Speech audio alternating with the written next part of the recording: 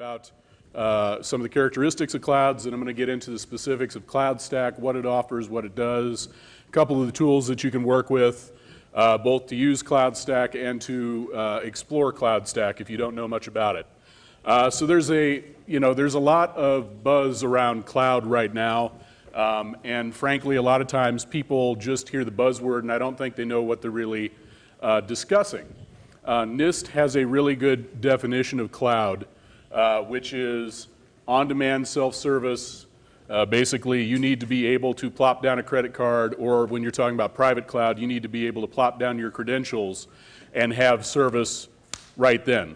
If it takes a week to provision, it's not cloud, okay? Broad network access, if you can't get to it over the network, it's really not cloud.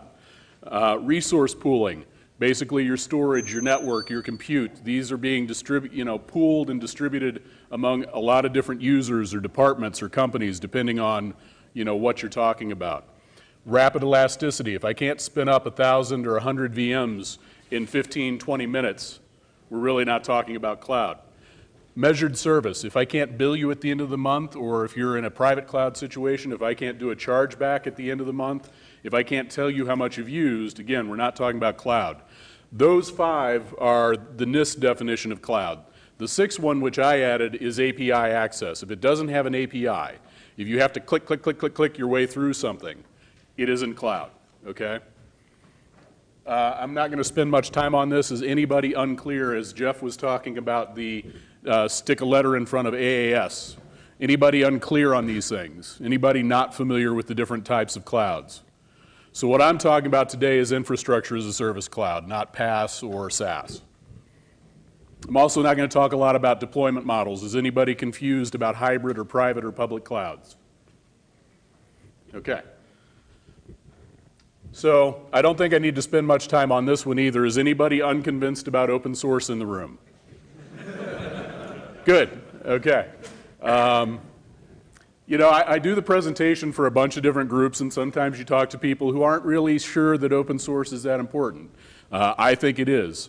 You're going to be hearing from people today talking about OpenStack. Is there Yucca? Is there any Yucca talks today? Okay. But there's OpenStack, there's Yucca, there's CloudStack, there's OpenNebula for our friends in Europe.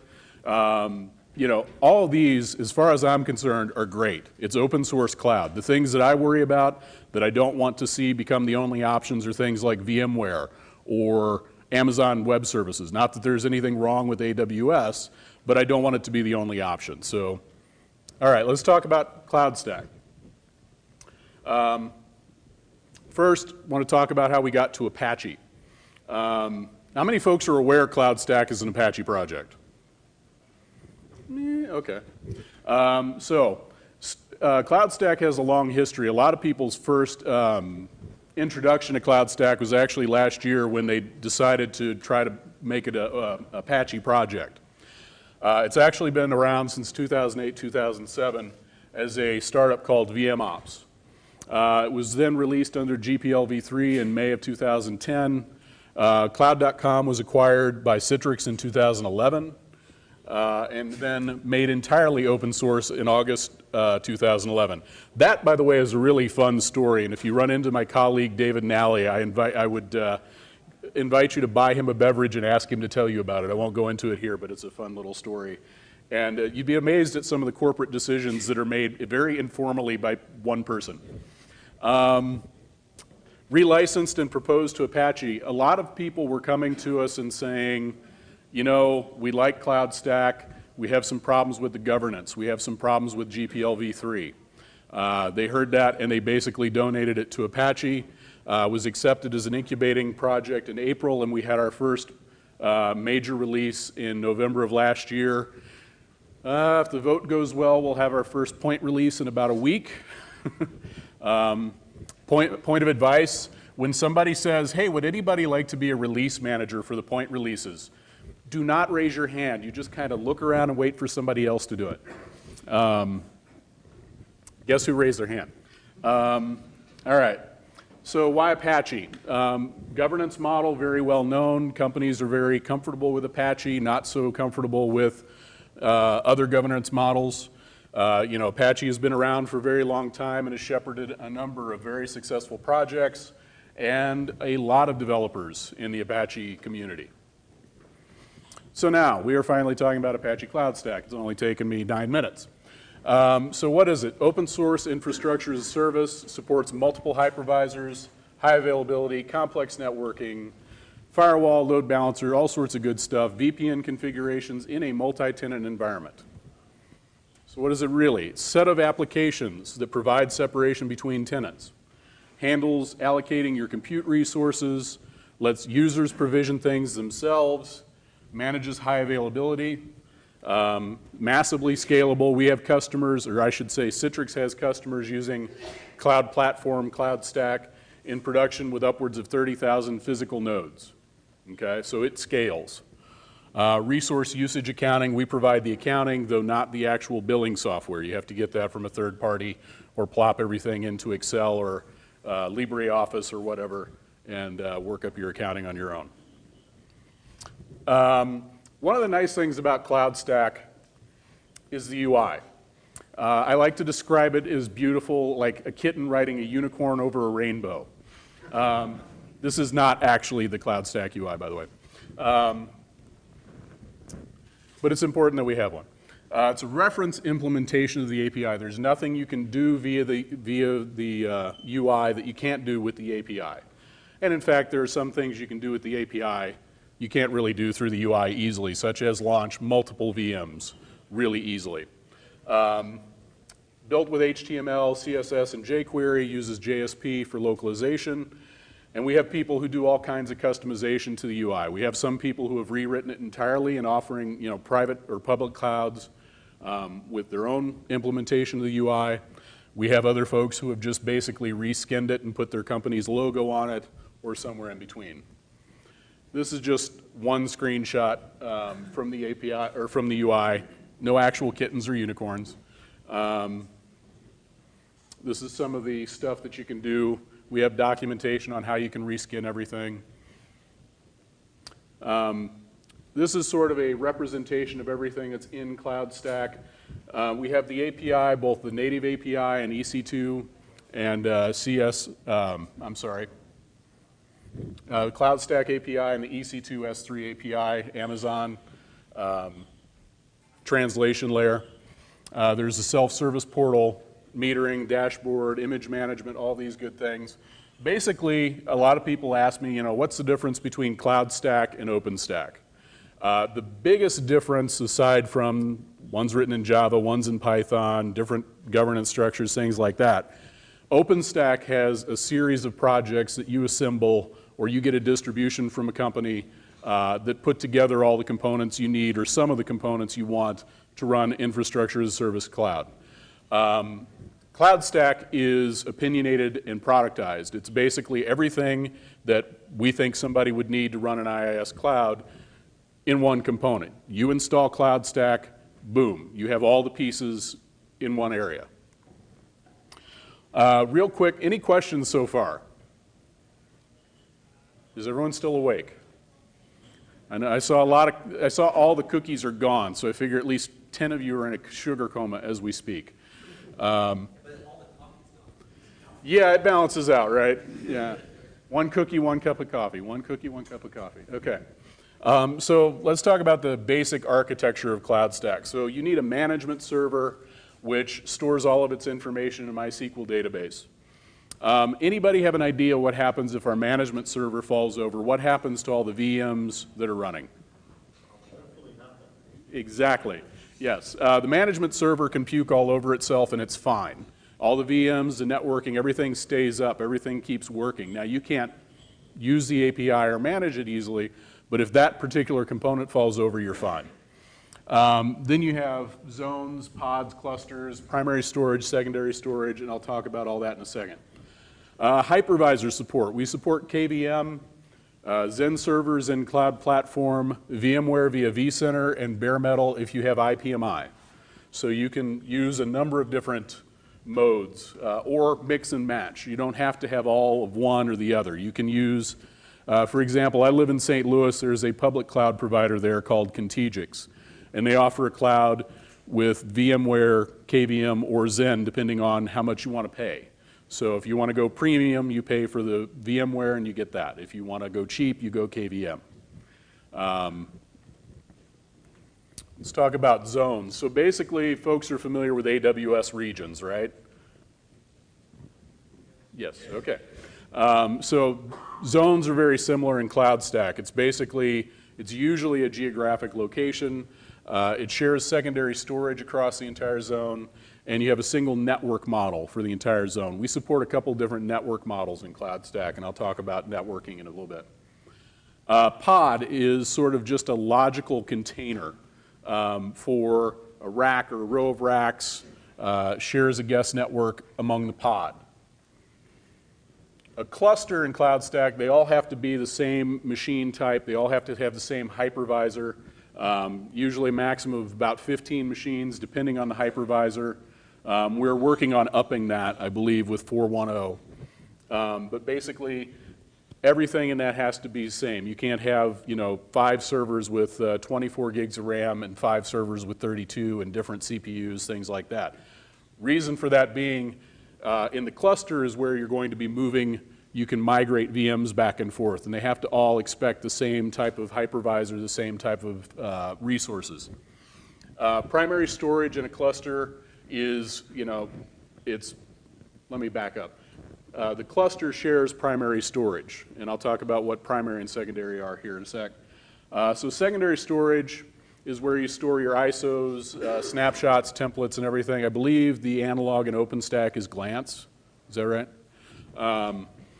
Historically has been NFS, but we're adding support for Gluster, Ceph, and some other ones in various stages. And it's managed by a secondary storage VM, which is a guest VM that runs in the cluster that basically handles shuttling your images back and forth and managing all of that. Manages your snapshots and all that good stuff. Again, this is all basically plopped in when you install CloudStack. So no separate setup required.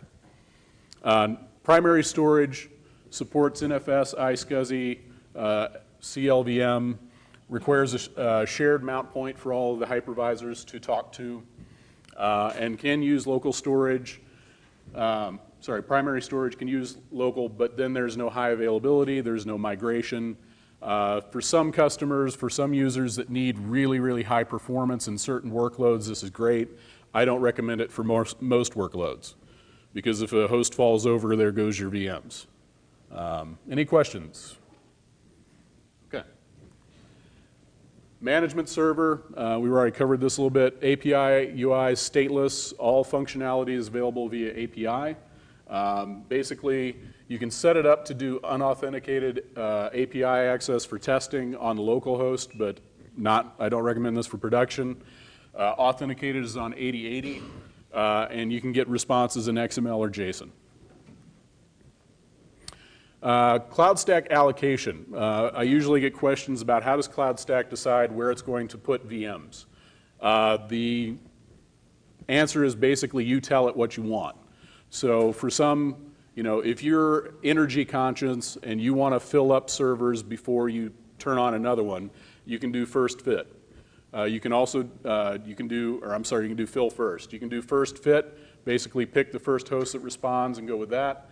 You can do dispersion so that you spread out your workload, whatever you want to do. If you don't like any of the ones that are available with CloudStack, you can write your own. You can do over-provisioning, and you can also do allocation by OS preference. High availability is not really high availability. It's, the marketing folks like to talk about high availability. It's really, really fast mean time to recovery. So basically, VM falls over, CloudStack goes, damn, and spins another one up, okay? But it does not have a second VM sitting there waiting like, heartbeat to take over, okay? So it is not a magical HA solution. The idea for CloudStack really is that people use CloudStack like cloud, and they write applications so that they, spill out rather than up. So it doesn't matter so much if an independent instance falls over. Yeah? You mentioned earlier a VM falls over, CloudStack spins another one up. Is that in fact so, or can it spin up the same one? Yeah. That it's running off the persistent storage. Sorry, yeah, it can spin up the same one. Yeah, yeah, sorry. Yeah, thanks for that. Any other questions? Does that make it the same state? Should be, yes. Yeah. It's back from a few slides when you talked about the management server falling over. So what happens when you get your management server back up again? Are your instances that are currently running manageable? Is there a risk of lag or is it? Yes. Yeah, no, the instances are still manageable. It's just a matter of, you know, you're not losing anything when it falls over. So, and a lot of people set up redundant management servers, so that's not a problem. So if one piece of hardware just dies, you know, it's not an issue. But if you just have one management server, you know, you're still covered. Did I see another hand, or just folks waving themselves or fanning? Okay. Networking. Basically, CloudStack manages all this stuff for you: DHCP, VLANs, firewall, NAT, routing, VPN, all that good stuff. We can also work with physical network hardware. So F5, Big IP, NetScaler, Juniper, SRX. These things, unfortunately, I have to talk about more from a hypothetical perspective because for some odd reason, Citrix is not willing to buy me all of this equipment to use at home. Yeah, I don't know. Networking types. We offer basic and advanced networking. Basically, you have your basic networking, which is really easy. Advanced for more complicated setups. And then we have several networks. There we go. We have several networks that are used by CloudStack to communicate. So basically a management network, private network for system VMs to speak over, public network facing the internet or, you know, whatever, and a guest network where network VMs are provisioned on, and so forth. You can have these all on one physical network, or you can, you know, if you have a really redundant and complicated setup, you can have each of these on different physical interfaces and so forth. Security groups for folks that don't want to depend on VLANs. Basically, you can use security groups, layer 3 isolation, very similar to what Amazon has. So you have to assume a quasi-trusted layer 2 network. All the filtering and isolation happens at the bridge. Default is, of course, deny all traffic. Any questions on this? Yeah. In the network stuff, is there any bandwidth management, like enforcement for like using a particular VM and it gets so much bandwidth? I think that's in the works. Yeah. Usage accounting, I won't spend a lot of time on this, but basically provides all the stats and you know, information you would need for billing and whatnot. Shows the VM count, CPU usage, disk allocation, all of that good stuff. There are integration how-tos for basically using all this data with like Excel or Amaya, Ubersmith, Cloud Portal, which is a Citrix product. Any questions on, yeah? On the usage accounting, do you integrate with the other projects that you made, CloudStack or Roman integrate with, like Ceph or Swift or something like that? It gets information from whatever happens on our side. So wherever we make a call to those things, that's where the usage accounting comes from. So, any other, yeah. Distributing this across multiple data centers, is there any latency issues or requirements around it? I mean, basically that depends on your setup. I have not done this stuff, you know, I have not done that personally. I know we have, you know, we have users that are doing it. But most of it so far is set up in single instances, but I know, yeah. So it's basically dependent on your set of normal operations, yeah. Is usage accounting still available if the management server goes down? It probably stops collecting usage accounting at that point, yeah. But it's not, when I talk about the management server go down, I should mention this is not like an everyday occurrence or whatever, you know. At least I hope not.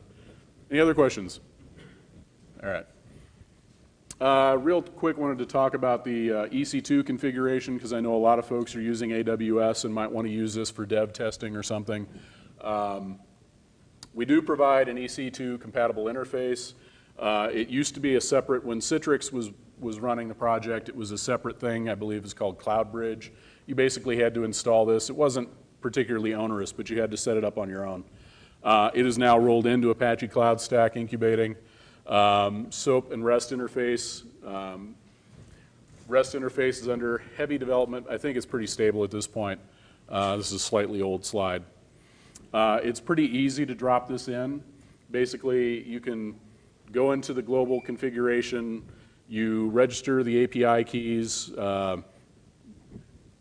do the certificate and all that stuff, set up the environment variables, set up your Amazon, your matching instance types, and I'll walk through this a little bit in the slides here. But it takes all of about 5 to 10 minutes following the documentation the first time. So basically, by the way, I imported these slides into LibreOffice from PowerPoint, and it's done some amazingly weird things to the slides. But basically, one way to do this is in the GUI. You just click over and toggle a few bits, and you're done. The other way to do it is via an API call. Again, all very simple stuff to do. Generate your keys, again, via the GUI or via the API. Register your user. Provide the Amazon instance types. So basically, you want an instance type that matches like the Amazon offerings, like M1 small or whatever.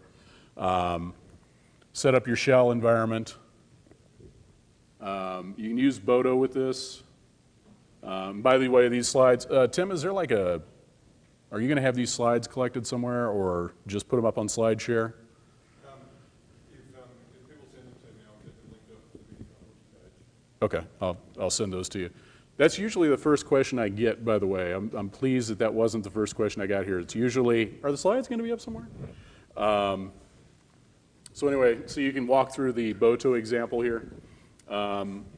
If you don't want to set up, so generally speaking, CloudStack requires at least 2 nodes to work with.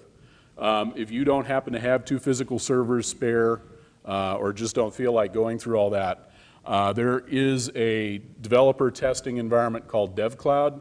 Right now works in VirtualBox, and there's another project underway to make it work under KVM. So basically, you can set up a single node with KVM and set everything up within it.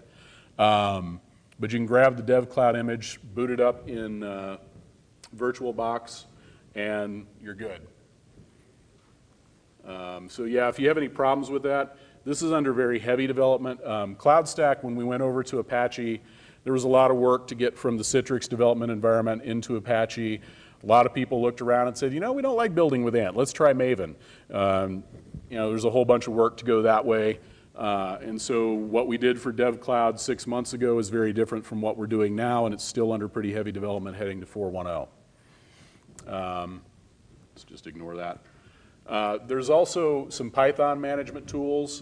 There's CloudMonkey, which is kind of new with this release, but it's a command line environment working with CloudStack. Jason Hancock has also created a CloudStack client, which is still a little bit rough, but worth working with. This is kind of a basic example of just spinning up some stuff in that. Any other questions before I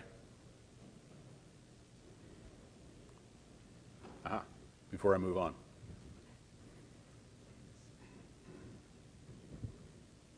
Going once? Yeah. The multicast support in the network functionality in the network. What about? It's a good question. I don't know. I know we don't. We are working on IPv6 multicast. I'm not sure. So, yeah. There are virtualization solutions there, KVM and VMware, but no VirtualBox? No VirtualBox. KVM, Zen, and VMware right now. None that I'm aware of. Patch is accepted. I know there's a lot of talk about Hyper-V, but nobody has actually, you know, there's been a lot of talk and a couple functional specs, but I have not actually seen code drop for Hyper-V. So, yeah. Image support, any support for OBF or OVA import? It depends on the hypervisor. So it's not really through, if your hypervisor supports it, then we can work with it. Okay. Yeah. Yeah. You had before about all the different network types. Can you do force and essentially prioritization of the networks, or are they all just the same? I'm sorry, say again? So we had all the different network types up before, such as management, the internal public networks. Assuming they're all on one set of hardware, can you do cross for it, as in give priority to certain network types? So like giving priority to HTTP or something like that? Yeah, I believe you can do that. So, any other questions? Yeah. Does it allow tenants to define their own networks? I'm sorry? Does it allow tenants to define their own networks? Yes. Yeah. Within reason. To maintain all state inside the MySQL database, the management server. Mhm. You mentioned if the management server goes down and can come back up, does it then have to poll to see what's changed to recreate that state, or perhaps an authoritative support? No, it's in the database. It's not going to go and poll everything. Does Cloud Stack manage HA with the database at all, or how does it deal with that Failure of the MySQL database that contains Cloud Stack? that is basically you need to if you're worried about that, you're going to need to have Sort out yourself. yeah. Sorry. Yeah, back in the red shirt. You guys have security policies enforcing I'm sorry, say again? security policies. Is there anyone on the team responsible for writing up and checking auditing security for OpenStack? For CloudStack? So do we have a security, you mean like for the Apache project? Not currently. Apache has its own security project. We do not have like a specific security team at the moment. There's been some discussion about it, but it hasn't gotten off the ground. It's a good question. Anybody else? Yeah, back there. S3 API versus native, what do we lose when we get?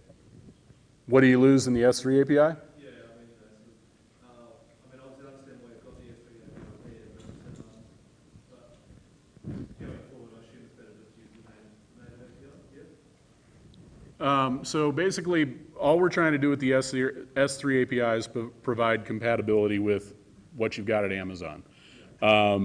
There is obviously a lot more functionality that's available via our API.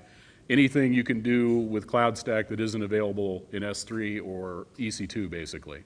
So I don't have a specific list of features, but yeah. And so there's no way for us to put into the EC2 or S3 API things that aren't already there. If I would also add, fidelity with that is one of our goals, but probably not as primary as, say, a project like Yucca, So, any other questions? Yeah. OpenStack has like really, really broad community backing, where that community is not just users, but also companies basically throwing their weight behind this. Mm-hmm. For CloudStack, that seems to be a little reduced. Thoughts? That sounds like a slightly leading question. Yeah, thank you. So basically, how to answer that diplomatically? You don't need to. It's so- LCA, you don't need to be diplomatic. Okay, so the first thing I would say is look at the actual contributor numbers for OpenStack and actual Git commits versus the number of companies that say they are committers for OpenStack. Because OpenStack claims something like 200 plus companies. The actual commits are less when you size them up by company. The other thing I would say is, so we have a number of companies that are involved. It's an Apache project, so we don't count companies specifically. We have a guy, for example, who works with a company called PC Extreme in the Netherlands. He is a committer, or he's actually a PPMC member as himself, not as PC Extreme. I am a committer and a PPMC member on my behalf, not for Citrix. So it is less about, specifically which company is backing it and more about the people that are involved in the actual trajectory of development. So, if you look at the actual development that's going on, we have a fair number of contributions coming from companies outside of Citrix and outside of just, now if you're talking about distributors, is your question based around who's distributing it? As opposed to, you asked about users. Just based on like number of companies that have sort of publicly stated that they're throwing their weight behind it. Mm-hmm. Whether or not they're actively contributing is rather secondary. I'm not sure that's true. I mean, what good does it do to say I'm supporting this when you don't do anything? It's easy to sign on to a marketing effort. It's significantly harder to actually contribute. Well, if I may say so, if you're thinking that actually contributing code is the only way that you can contribute, I would say that's No, no, I'm not saying that. I'm just saying there's probably a lot of, hey, that looks like a great bandwagon to be on. Sign us up. So, any other questions? Yeah. Yeah, it's the standard Apache contributor agreement. So either CCLA if you're contributing on behalf of a company, or ICLA if you're contributing on your own behalf. Do you find that causes friction at all? I'm sorry? Do you find that causes any friction for people contributing? I have not seen it. I mean, it's, no, not so far. Is there not a CLA for OpenStack or for other projects? There is a CLA, it does not include copyright side numbers. Okay. So it just basically states that, yes, you're capable of making this contribution here. Okay. Yeah, I don't think that's dissimilar to what Apache has, if I'm not mistaken. Could be. I don't have it memorized. It's not, it wasn't a huge concern for me, so. It has a sub-licensing agreement, but it's not a strict copyright sign. Okay. So you're going to get Apache project. Yeah. Yeah. Your commitment to AWS, is it bedrock? Is it forever embedded? It's, I'm sorry? Can't be moved? Well, it's code. Anything could be removed, but as far as I know, we don't have any plans to remove it, and we plan to support it in the long term. So yeah. Why do you ask? Okay. We do not have a problem with having it in there. I'll put it that way. Yeah. Yeah. Yeah. As far as I know, there's not anyone contributing or using it that really has a gripe with that on our end. Yeah.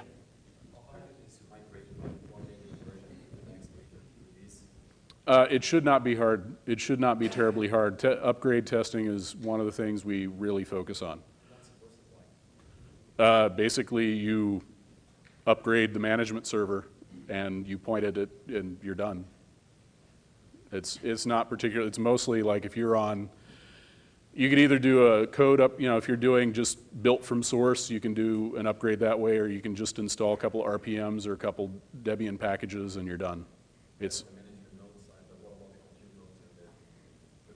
Well, with XenServer or vSphere, there is none. With KVM, there is an agent that might need to be upgraded, but that's it. So, any other questions? Yeah. Support rolling upgrades, as in this many nodes in the old version, this many nodes in the new version while we're upgrading, and is that cloud supposed to function? Yeah, Supported case. that should be, yeah. Yes, sir, back there. Can you have multiple management servers? Yes. Yeah. So are synced in with one, so one, one knows what the other one's doing, so if one dies, the other one can keep Yes. managing things? Yeah. Can you migrate hosts between clusters?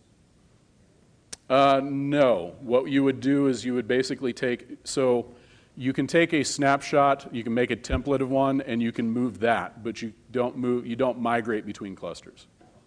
So. What about a high availability setup where you've got two data centers? Uh-huh. Can you split your cluster across two data centers? You cannot split a cluster across two data centers, but you could do a zone. So, any other questions? Yeah. Is the management server similar to the Citrix Zen centers? Are they identical? No. Those are very different things. Yeah, basically, yeah, no, those are very different. So, any other questions? Hang on just a second. How am I doing on time? Am I getting, Huh? Okay. I just want to make sure I'm not cutting into anybody else. Yes, sir. Is there any work on using ZFS on Linux as back-end storage for? I'm sorry, say again? Is there anyone doing any work on using ZFS on Linux as back-end storage for? Not that I'm aware of. I have not seen a functional spec or anything for 4.1 on that now. Now, if you, yeah, no. Is it difficult to do that kind of work? Well, it would be difficult for me because I'm not a developer, but it didn't take very long to add, for example, Ceph RDB support and things like that. So, yeah, I mean, yeah. Sorry? As far as I know, yeah. Yes, sir. I'm sorry, say again? Yes.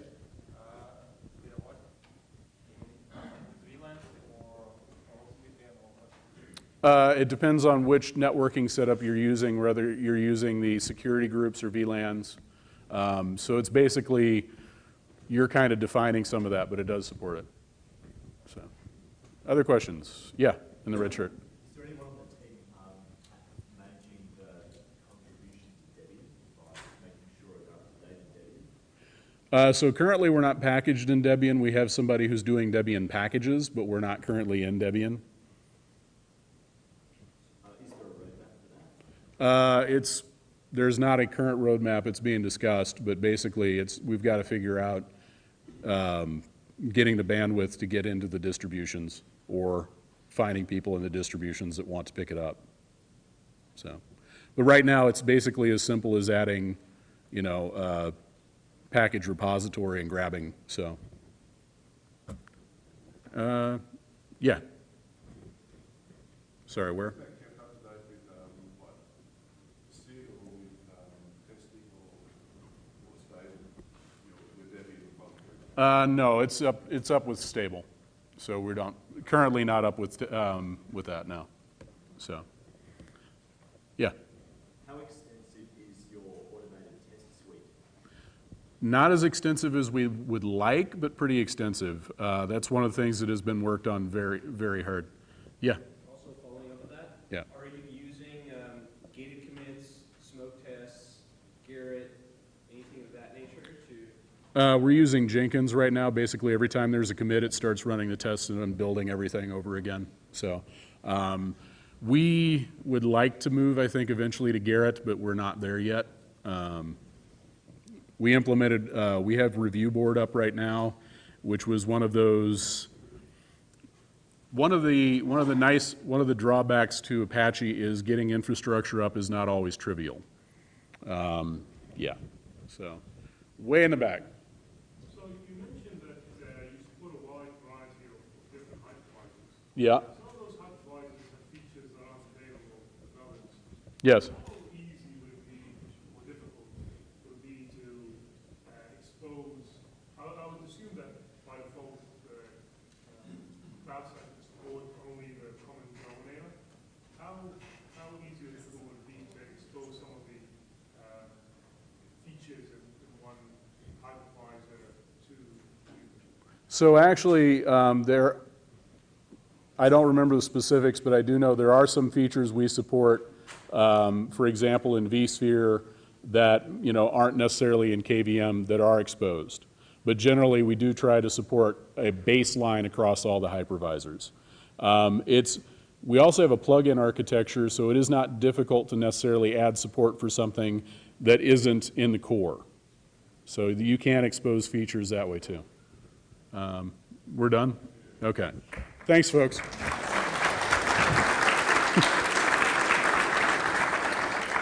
I would like to add that was the most thorough grilling I've gotten so far on this presentation. It's great.